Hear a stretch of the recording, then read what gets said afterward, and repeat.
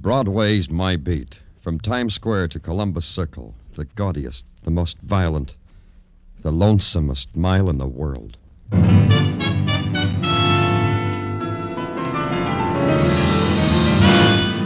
Broadway's My Beat, with Larry Thor as Detective Danny Clover.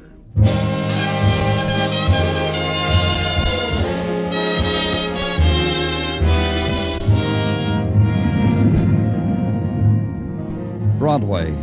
It's a tinseled wilderness of steel and of stone, and the foliage of darkness is thick and unyielding. You make circles and pretend you're not lost. You make circles and walk and try to break through. Then you get the message. It can't be done. Because it's a cage, a big cage. The animal cries you heard were your own. It's Broadway, my beat.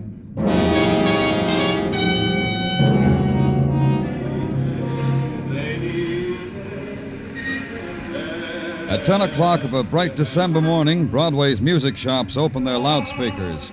And Broadway wears a scrubbed face, a new haircut, and a flashy smile arranged to look appealing and innocent. Because Broadway is on its way to con Santa Claus. Then you get a look at yourself in a mirror decked with holly, and you know you're doing the same thing. So you drop a coin in the pot. Thank you, Danny. It feels good inside.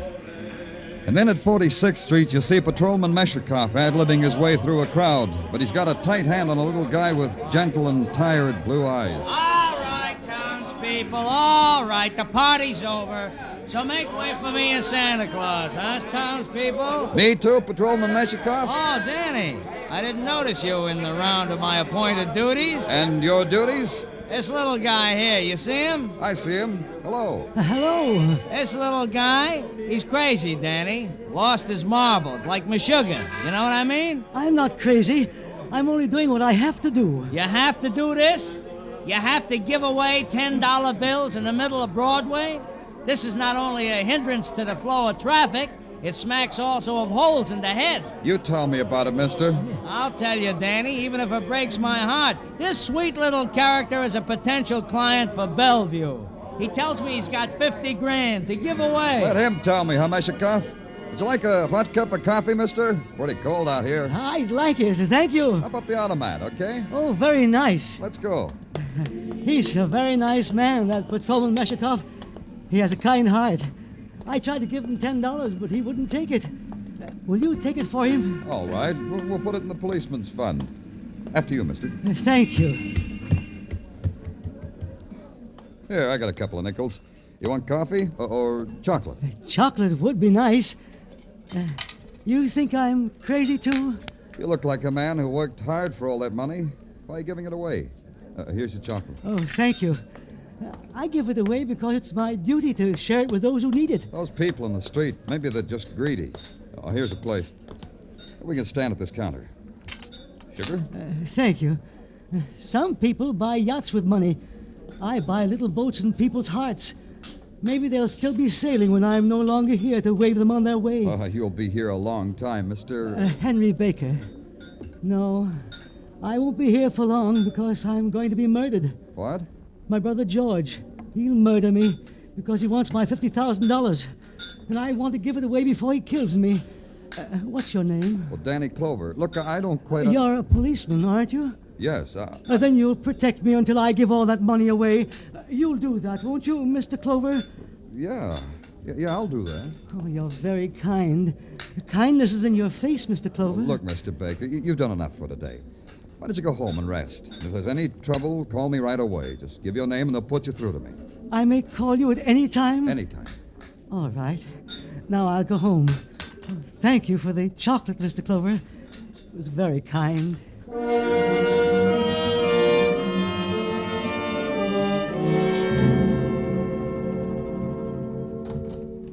Danny, there's Mr. George Baker wants to see you. Oh, well, show him in. Okay, Danny. Right in here, Mr. Baker. Thank you. Lieutenant Clover? Yes. What can I do for you? Sit down. Thank you. I just learned you had a little talk with my brother. So? So this. I've come to ask you not to have him put away. You think he should be put away? Well, he's mad. Oh, I won't quibble with you. I just know that. Mr. Baker, I talked to your brother a long time. I think you can be proud of him. Proud? Hardly that. Making a fortune and giving it to drifters. Well, that's his own affair, I suppose. But it's the other thing. Which is? His insane delusion that I want to murder him. Yet you don't want him committed to an institution. Why? Well, I'm sorry for him. He means no harm. I try to help him. How? Well, I arranged that he be taken care of by a doctor. Oh, I'm glad you did. What doctor? An expensive one, Dr. Michael Sinclair. Dr. Michael Sinclair. I see. Oh, pardon me a minute. Yeah, surely. Danny Clover speaking. He tried again, Danny. He tried to kill me again. He did, Henry? When was this? Just now, just this instant. He shot at me, but he didn't get me. I'm glad to hear it, Henry. You'll have to do something, Danny. Promise me you'll do something. I promise. Where are you? 2150 East 20th Street. I'll be right down. Your brother, Mr. Baker. What did he want? You'll have to excuse me. I got to get down there. He says there's been another attempt on his life.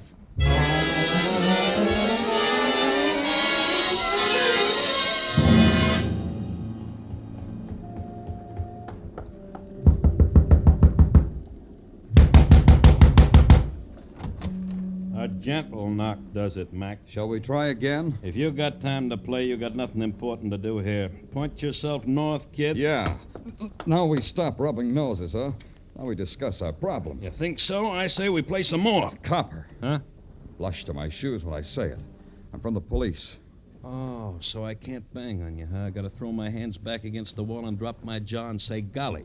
I gotta do that because you're from the police. Do it. It'll make me feel important. Where are you from? From Hare. Landlord. I had cards printed once that said Ben Croft, landlord. They got sticky on a hot day and melted, but I ain't changed. You want a crummy room? I want to see Henry Baker. Huh? I got a theory. You want to hear? I'll tell you. A cop puts in 8 hours a day with the city ordinances and a gun and phony muscle. That gives him 16 hours left to be a grabber. That's why you want to see Baker, grabber. You, an off-duty cop. Look, I'm working. I'm between card-punching time. So when I say a question, you say an answer. What's your interest in Henry Baker? I like him. Answer. Like why? Because sometimes I talk to him, then I can stand to look in the mirror. Answer. Try this. Why didn't you want to let me in? Because people come here, try to get the little guy's dough from him. Because he's got a crazy idea someone's going to walk in and kill him. Because... Maybe he isn't kidding. Let's go. In here. He did it again. He's trying to kill me. Who? Who was it? George, my brother. I saw him. He shot at me from the alley. Uh-huh. The shot came through the window, but there's no one out here now. He was waiting for me there outside in the alley. Then he took a shot at me. I see. You're sure it was your brother? I know my brother, don't I? Sure you do. Hey, what's this sticking out from under the bed? You mean my suitcase? No. Yeah, your suitcase. Open it, Mr. Clover. Sure. Holy... Almost $50,000, Mr. Clover. Have a $10 bill. Go ahead. Take some. You're my friend, and I want you to have some. I didn't tell Henry Baker that what I'd seen sticking out from under his bed was a gun that had just been fired. I didn't tell him that the window glass had fallen into the alley outside. And I didn't tell him that all that meant he had fired the shot himself from inside his room and through the window. He didn't even know his brother couldn't possibly have been there. I couldn't let him know I saw through his child's game of attempted murder. But I could take the gun away with me, and I could call on his doctor, because a doctor is where you go when someone important to you is sick. Yes, what is it? I'd like to see Dr. Sinclair. Is he in? I'm Dr. Sinclair. Won't you come in? Dr. Michael Sinclair was the least medical-looking girl I ever saw. She wore a dress of some metallic cloth that shimmered in the afternoon light. And in her eyes was a kind of grave, mocking smile. And her mouth... The way you look at me, I wouldn't diagnose as neurotic. Not in the least. I'm sorry, it's only that... That what? I don't know. You're the doctor.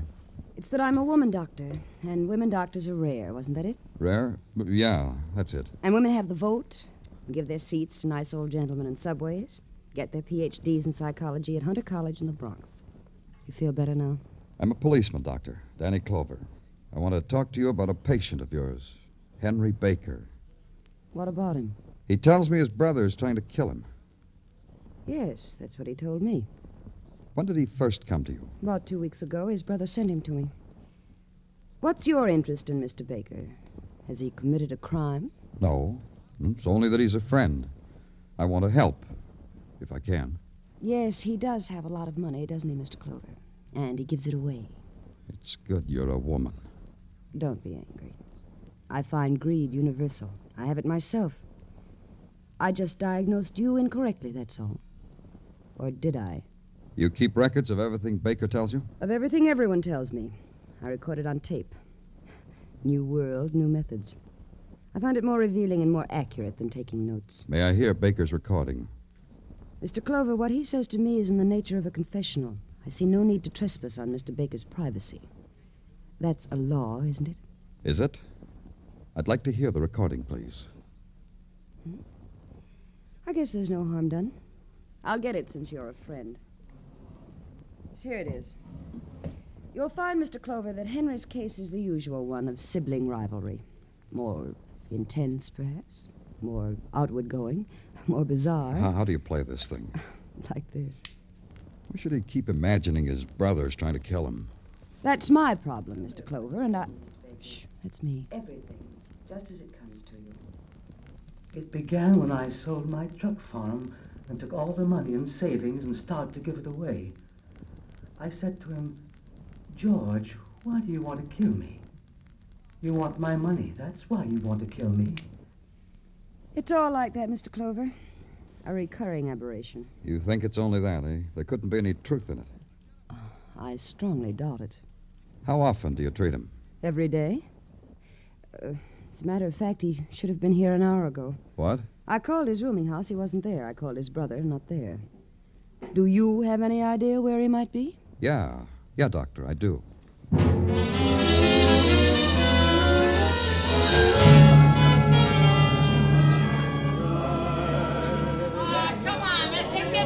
You go away. I gave you $10 this morning. For me? I remember your face. Here you are, sir. Will you have... Henry, come here. Oh, hello, Mr. Clover. Oh, you're angry at me for giving away money again, aren't you? No, I'm not angry, Henry. Shall we have another cup of chocolate? Oh, that would be nice. All right, Henry. Oh, but I can't. I just remembered. I have an appointment with Dr. Sinclair.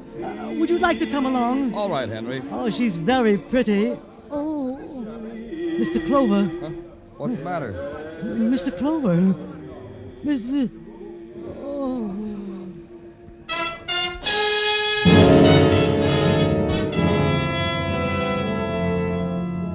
His body slumped to the pavement and his face stared up at me. It was a face from which everything had fled. Terror, the waiting, the protest against pain, the slender knife between his ribs, the blood that nudged from the corner of his lips was the shape of his dying. And suddenly the crowd was aware that death had touched him. The confusion welled out from near the dead man, eddied, then broke itself into the fragments of people shopping for a happy Christmas. And with them, inside the sudden spasms of shock and motion, and lost, was a person who had just killed a friend of mine.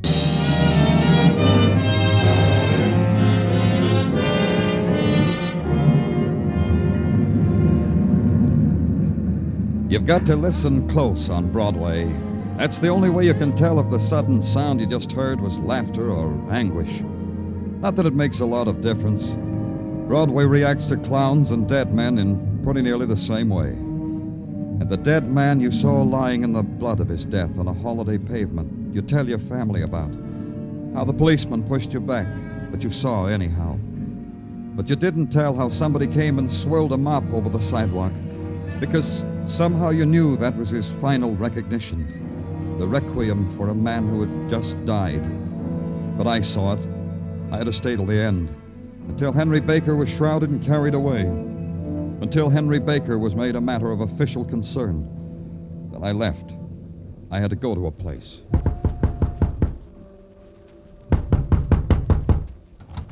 Yeah? Oh, it's you, the police fella. Yeah, Croft, me. Then come on in out of the snow and cold and the dismal elements. See, I'm doing the right thing by you. Stick around. I got a bowing and scraping act that'll tug your heartstring to pieces. Henry Baker is dead. Did you hear what I said, Croft?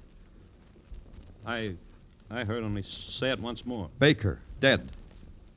See, it don't pay. It don't pay at all.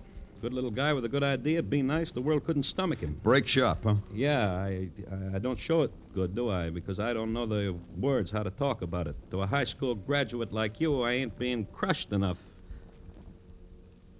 How did he die? The world slipped a knife in his back. A real one.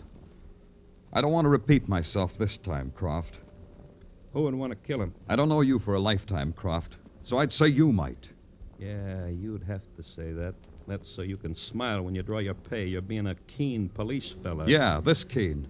How come you got a hat and muffler on? The temperature's fine in here. I've been out. Smell my breath, you'll see. Around Broadway and 46th? Nowhere near there. Stick around, Croft. I'm going down to Baker's room. A matter of $50,000 in a suitcase. Keen police fella. Where's the light switch? Oh. Better.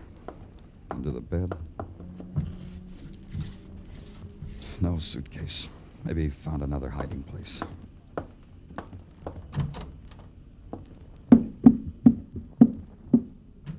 No, not in the closet. Maybe in the bureau.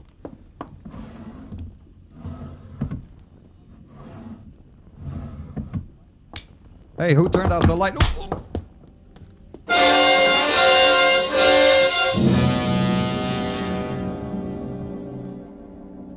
Somewhere I heard it, caught hold of it, and wouldn't let it go. Christmas bells banging an offbeat rhythm to a dream I never had before.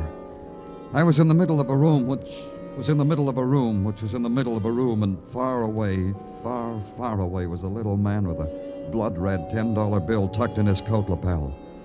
Then he did a clever thing. He did a backflip. When he stood up, it wasn't him at all. Her name was... It didn't make any difference. She was dressed in metallic cloth, and her mouth said I'd better get up. So I did. I looked for Ben Croft, and he wasn't there. So the thing for me to do was to get back to the office. So I did.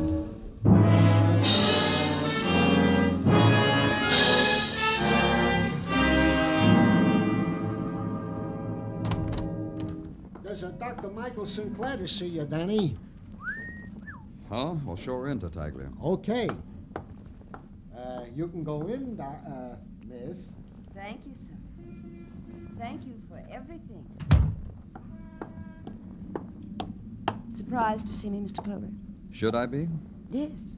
I'm a very busy doctor, and I know you're a busy, busy man, so I'll come right to the point. I want Henry Baker's money, all that was left of it. Oh? You're his widow?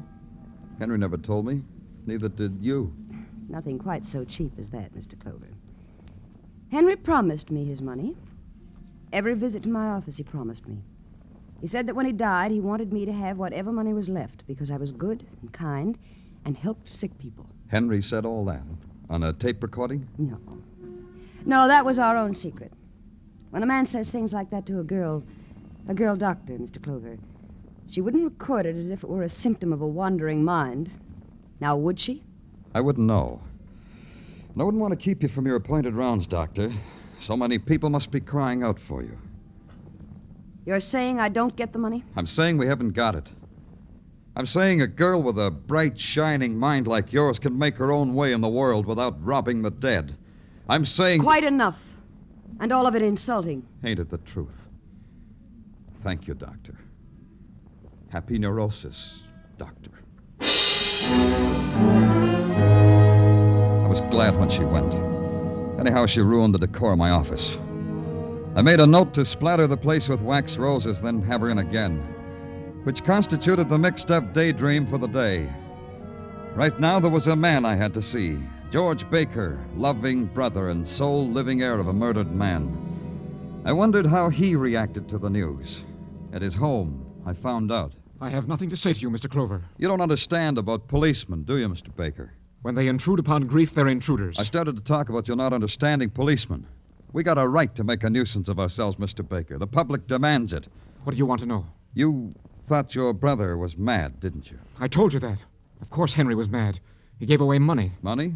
What money? Money that was in a suitcase under his bed. Do you have the suitcase? Me? You have it. I don't have it. Then find it. It's mine. I'm his only living relative. Take it easy. Take what easy? I want that money. It's mine. See what I mean, Mr. Baker?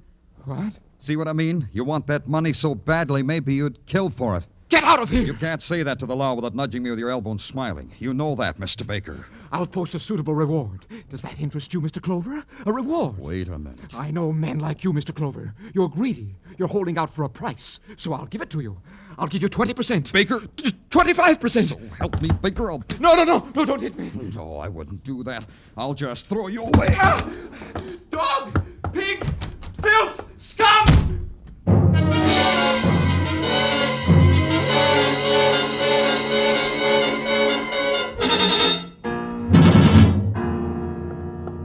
Danny, I'm glad you're back. Patrol and Meshikoff picked up Kraft. They're in your office.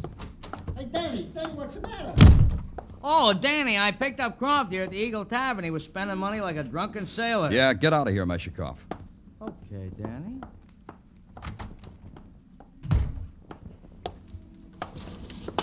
You ran away, Croft. Tell me, bitter men like you always run away? Sometimes. Things leave a bad taste in your mouth sometimes, like you. You do that to me. Now you know. You slugged me, beat me up. That makes you feel good, huh? It would have, but I didn't have the pleasure. Maybe I can arrange it sometime. Just you and me. A pleasure. First, tell me about the dough. The dough that flowed like wine. It was give to me by a little guy who had a healthier brain than all of us. That includes you and me. Baker gave you the money? How much? $100. 10 crispy sawbucks. That makes $100. That made you a big man on 2nd Avenue. Nah, you haven't got it right, Mr. Clover. Baker gave me the dough. He made me promise to toast his way to heaven when he died. This I was doing when your bull walked in and stunk it up. You could have followed Baker up to Broadway. You could have stood in the crowd and slipped a knife into him. Then you could have taken his dough and hidden it. Ah, you want to know something, Clover? I'll bare my soul to you. None of that what you said could I do. It's a weakness with me how I'm in love with good people. Yeah. Baker sometime had callers in his room. Yeah? The callers. Who were they? You? Me. His brother? His brother. His doctor? His what? His doctor, a perfume doctor with the body of a girl and the legs of a girl. Like how often? Like practically every day. It was a thing a man could look forward to. Her with her little black case and a smile that said, "Hey, policeman, where you going? I ain't finished with my confession."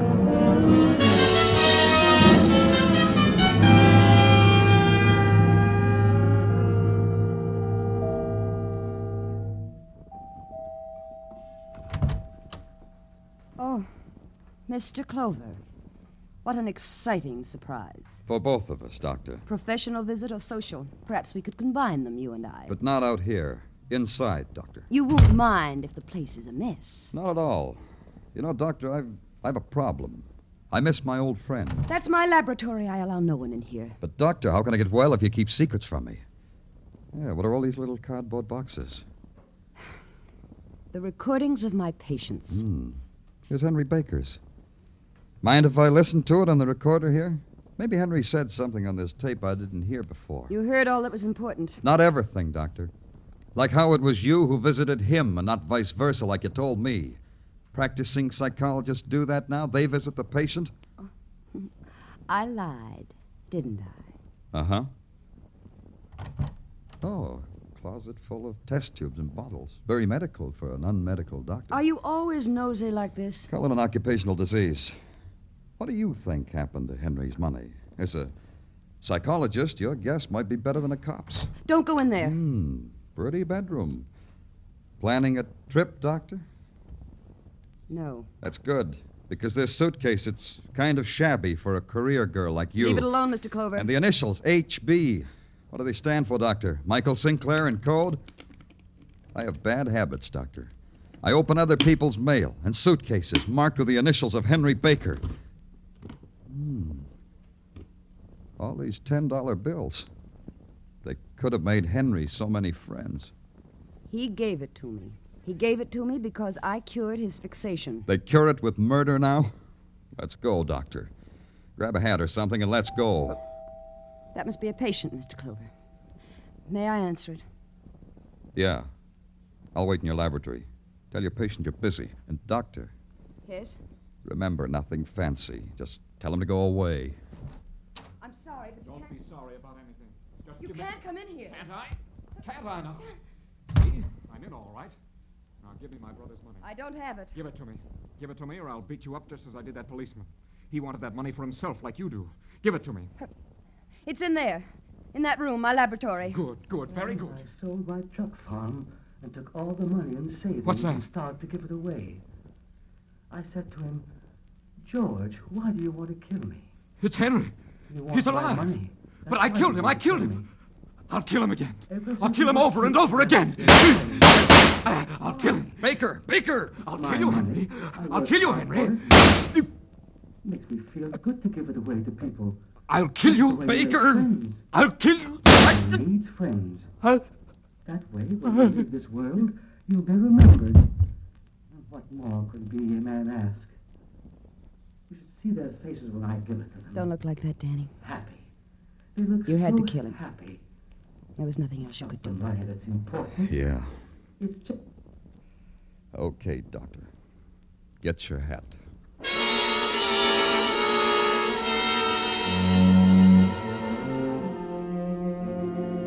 And so it was over. Done. A little man had given away pieces of his heart in kindness until it was shattered finally by violence. And his murderer, his brother.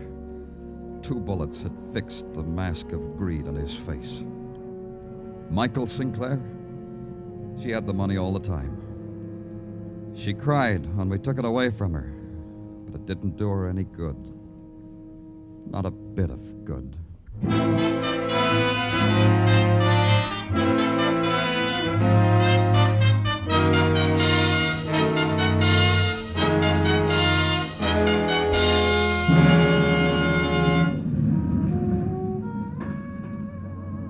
Broadway's sleeping now, and the furious avenue of the night is still.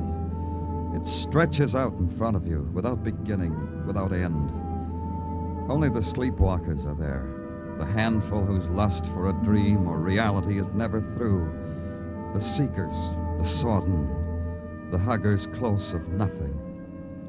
It's Broadway, the gaudiest, the most violent, the lonesomest mile in the world.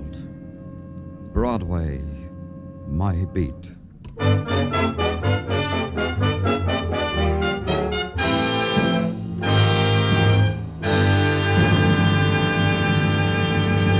Broadway's My Beat stars Larry Thor as Detective Danny Clover and is written by Morton Fine and David Friedkin. The musical score was composed by Alexander Courage and conducted by Wilbur Hatch, and the program is produced and directed by Elliott Lewis. The cast tonight included Charles Calvert, Jerry Hausner, Rolf Sedan, Byron Kane, Lou Merrill, and Joan Banks.